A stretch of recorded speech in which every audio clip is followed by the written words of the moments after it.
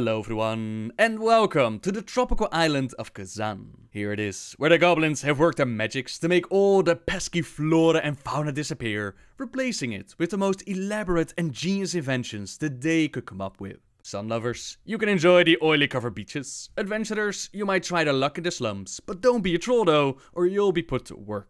You might wonder how this small paradise came to be. Well, that story began a long time ago, when Keeper Mimiron had discovered Kashemite. This strange ore with magical powers was then used to experiment on various races, which then greatly enhanced their intellects. Some of these test subjects, they were members of a small primitive race that roamed the forest lands near Ulduar. Consuming this Kashemite, it transformed the creatures into highly intelligent, industrious breeds, known from that moment on as Goblins. Many years later, Queen Ajara made contact with Sargeras and the Legion. The War of the Ancients played out, and the destruction of the well that sundered the land of Kalimdor. After the reformation, Zandalari trolls then set out to explore the numerous islands that dotted the newly formed sea between Kalimdor and the Eastern Kingdoms. It was during these voyages that the trolls discovered Kezan, an isle inhabited by the Goblins. These small, green-skinned beings were clever, but they were also very crude. At first, the two races kept a distance from each other. The Zandalari had come to Kezan in search of Kashemite. The consumption of vaporized Kashemite, it caused a whole range of effects, such as heightened senses, hallucinations, and increased intelligence. For the trolls, they greatly valued the mineral and saw it as a sacred component for their rituals and ceremonies. For centuries, they mined from the numerous Kashemite veins running close to the surface of the island.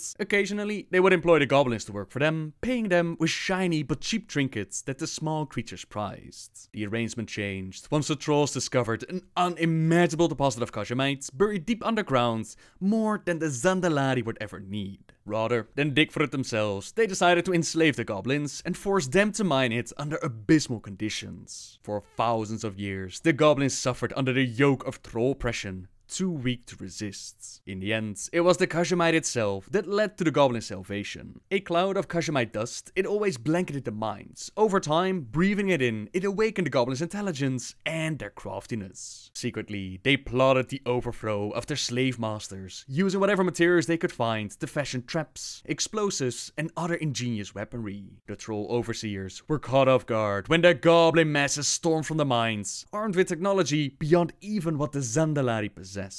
The revolution, it shattered the trolls' hold over Kezan, laying waste to the mining operation and leaving behind untold destruction. The survivors on the Lari fled, and the goblins celebrate the new liberation by turning on each other in a mad scramble to fill the void of power. Amidst this chaos, countless factions and allegiances formed. The most powerful of these groups, they were known as cartels. When no clear winner emerged from the fighting, these cartels brokered an uneasy truce. Conflicts would never really end between the various goblin factions, but for decades they waged most of their battles in the economic arena.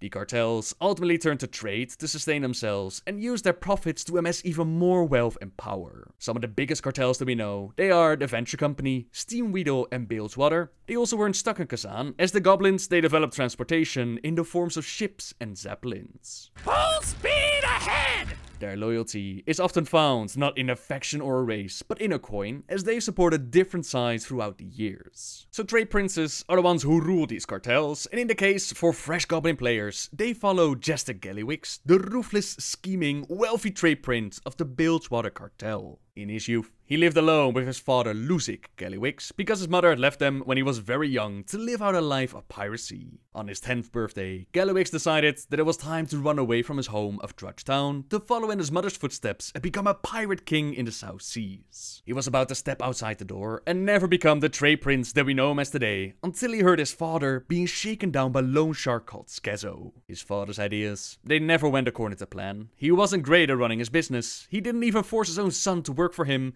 which of course was very embarrassing to Gallywix. And to top it all off, Skezo ate Gallywix's birthday cookie, which pissed him off greatly. In that moment, he made the choice to abandon his plan of becoming a pirate, and he decided to stick around. He borrowed more money from Skezo's loan shark and promised that he would pay them back with interest. That night, Skezo and his entire gang, loan shark included, they showed up to collect what was owed. There's nothing that draws out Goblin society faster than public humiliation, so all around Copper Street, doors opened up and the neighbors leaned out to watch. Only Gallywix's father was gone, out to get his son a new birthday cookie, and Skezo asked for his money. Of course, Gallywix had his money. It was right in this bag, and the leader of the Copper Street gang, he took it without even counting the money, and he handed it over to his fellow gang member Lumpo, since the bag was so heavy. That would be the dynamite, Gallywix said, and before they knew it, the bomb stuffed under the cash went off. Skezo, his gang, and the flaming money, they were now raining from the sky. The future trade prince knew that this was only a temporary victory, and that soon enough other gangs would come in to fill that void. In a week, he managed to convince, bribe, and threaten his father and half the businesses on the block to join his Copper Street conglomerates. He always kept the cookie that his father's gotten him as a reminder that no one was going to take what was his, no matter the costs. Years passed, and Gallywix grew his empire. He rubbed hands with the right people. He did whatever had to be done to claim the position of trade prince of the Bilgewater cartel. For this, he did have to take down his predecessor, Trade Prince Maldi, and despite falling in love at first sight with Maldi's daughter Nessa, Gallywix could let nothing stand in his way, and he carried on with his plans. He lost the girl, but he doesn't care. He has limitless wealth and power. He still sends Nessa a new painting every year of him enjoying his riches. In return, she sends him plain boxes wired with explosives. Who says that long-distance relationships don't work? Now, Gallywix is not the only trade prince in the world. He is specifically tied to the Bilgewater cartel, which in turn is part of a trade coalition, the name of the Goblins merchant empire. Now, as you can see, loyalty amongst the Goblins, it goes about as far as how much moolah you have to throw around, and it's about high time for a new trade prince to rise up and try to challenge Gallywix for the throne. The wily, cunning goblins of Kezan have lived in relative peace for generations. Though some of their race sided with the marauding orcs during the Second War, most goblins have remained neutral throughout the various conflicts between the Alliance and Horde. Ruled over by corrupt yet highly affluent trade princes, the goblins created a virtual paradise for themselves throughout the islands of the South Seas. Their ingenious feats of engineering and vast trade fleets helped make their island capital of Kezan one of the great technological wonders of the world. But now, as the elements themselves rise up in anger across the world, the goblins' mechanical paradise will be put to the test. For very soon, fate will force them to choose sides in a conflict that will shape the very history of the world. That's where we come in, of course, as we've been working on our plans for years, and it's time to pull the final strings. Sassy Heartwrench, our executive assistant, she lets us know that there's a bit of trouble in the Kasha mine, and Foreman Dampwick needs our help. The Goblins have been able to turn Kashamite into a critical ingredient for the Kasha Cola, and that bubble stuff is making us a fortune. We need it for our promotion to Trade Prince, so we help out Dampwick with forcing the Defiant Trolls back to work and killing the tunnel worms that are literally eating away at our profits. As we can see, the roles are now quite reversed, as the Trolls have now been enslaved by the Goblins to mine for their Kashamite. Lucky for us, it doesn't seem to make the soft brains any smarter, and after putting things back in working order at the mine, Dampwick lets it slip that they're planning a party in our honor. With our brand new hot rod, we pick up our three friends, Ace, Gobber, and Izzy, who are going to help us with getting those final things ready. Several deadbeats hiding out in Drudgetown, they failed to pay up what they owe us, so a couple of strategic beatdowns are in order to send a message to other debtors and our competition that we are not to be trifled with.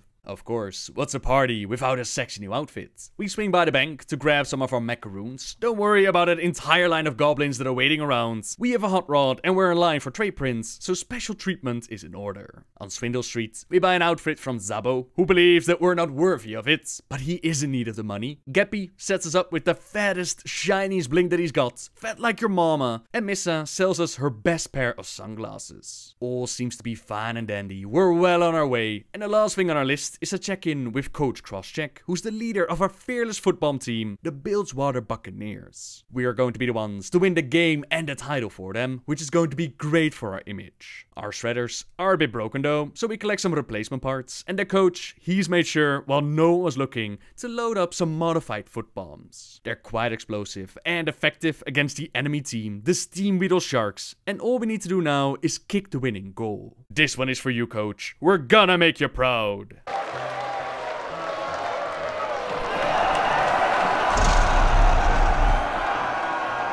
The sun has set on this mortal world, fools. Make peace with your enemy, for the hour of twilight falls.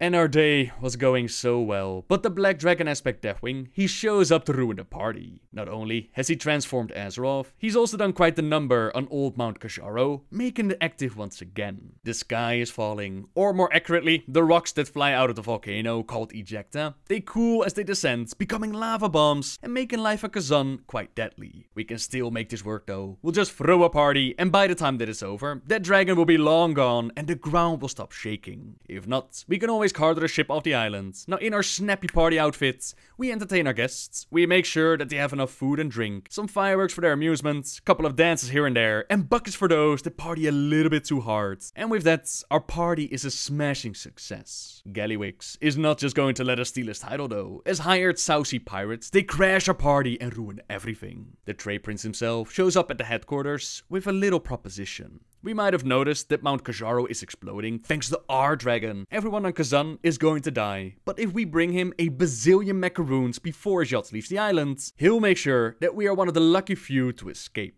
If we want to live, we better hurry and figure out how to get him his moolah. Luckily, we have been saving for a rainy day and is raining hot liquid magma, so another visit to the first bank of Kezan is in order. With all the chaos, the bank is out of business, but with our trusty Goblin all-in-one belt, we're able to break in and liberate our assets. Tons of moolah is waiting to be taken from the Kasha mine. We take some kablooey bombs to blow up the deposits, as the trolls have become quite rebellious. Gallywix himself is leaving behind some valuable treasures, so let's do him a favor and steal his Maldi's Falcon, the Goblin Lisa, and the Ultimate Bomb. They're worth a fortune. Let's just hope that the Trade Prince doesn't notice them when we hand them over. Now, as we cruise around the island, we also run over some of the Trade Prince hired looters to take what they have stolen. But all of this combined, it still isn't enough.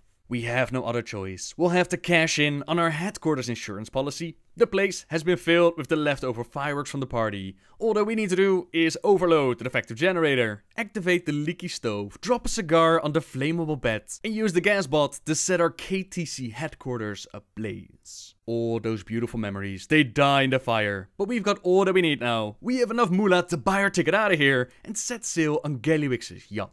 It might take us years, but we can rebuild and take another shot at it. But Gallywix has other plans in mind. Who let you in here? Well, no matter. What do you want? Despite bringing him all that he asked for, including our hot rod and making him the wealthiest, most powerful goblin on all of Azeroth, he is changing the terms of our deal. Get down in the hole, you worthless slave! Kezan is left in the distance as we set sail as Gallywix's slaves. Their original destiny is Azora, but they're going to get a little bit lost on the way and end up in a Horde and Alliance conflict, but that's a tale for another time. One part of Kezan that I haven't really talked about yet, that is called Undermine, an area that we couldn't really get to, but will become available in battle for Azeroth. Little correction here on my part, they haven't actually confirmed that we're going to go back to Undermine. This is what was said. The very bottom of this list is also a place that's not in Kultiris and not in Zandalar. Kezan. Now, this is a favorite location of ours we've wanted to revisit for some time. Knowing goblins, if you do, you might not be surprised to hear that once word spread of this substance known as Azerite, they immediately set out to dig and dig and dig and see what they could uncover to control it for themselves. And who knows what else they found in the process. Should be a fun trip. So who knows what they might find underground. We do know that they're going to return to Kezan in the form of a dungeon, and considering that it's all said to be underground, Undermine might be part of all of this. What we know about the place right now is that it's pretty much the capital of the Goblins, and its fate after Kajar's eruption is unknown. Some of the rebellious trolls they we put back to work, they mentioned that work was better in the Undermine, which means that troll enslavement is not an uncommon thing amongst the Goblins, which could lead to some interesting moments with the Zandalari joining the faction. The Tinkers Union, assumed to be a trade union of goblin engineers, they have the headquarters within Undermine, and basically Undermine is the place where goblins, they get together in mass, be it for trading, working together. It's a capital city. the Warcraft RPG, which in general is not considered to be part of the official lore, but it does have a couple of similarities. It says that the Undermine is the center of Goblin civilization. It is located beneath and within Kezan, and is connected to the island via a series of volcanic tunnels. The main centers of Undermine are in volcanic caverns beneath Kezan. Secondary island caverns exist further away, and the Goblins have constructed tunnels of thick glass that lead to these smaller areas. Passing through these tubes means walking along the ocean's floor and looking out to see the colorful fish and hungry sharks nearby. As the capital of Goblin culture, Undermine teems with chaotic activity. Goblin alchemists and tinkers practice their crafts instead of explosions. Slave markets bustle in out-of-the-way places. Shops and businesses of all kinds are based here. And the headquarters of the Trade Coalition, the Venture Company, and myriad of other enterprises are within this city. In Undermine, you can find the extremes on both ends. Wreaking slave pens in one area, the Trade Prince's lavish palaces in another. Now going back there, that was mentioned as far back as BlizzCon 2010, 8 years ago now, where this question was asked. I have a Goblin question. With Kezan now volcano to death, and the Goblins having to integrate into Orgrimmar and all the capital cities, will they ever try to go back to the island, kind of like the trolls went to their islands and the gnomes to Nomergon? And if not, will we ever see Undermine in the game as an accessible area at all? Yeah, totally. I think Kezan's, so when you play through the Goblin experience, it's a small segment of the actual whole of Kezan. So yeah, we totally want to go back to the Undermine and the rest of the islands and the islands in that area. It's just a matter of when. Can't tell you. One day. Thank you.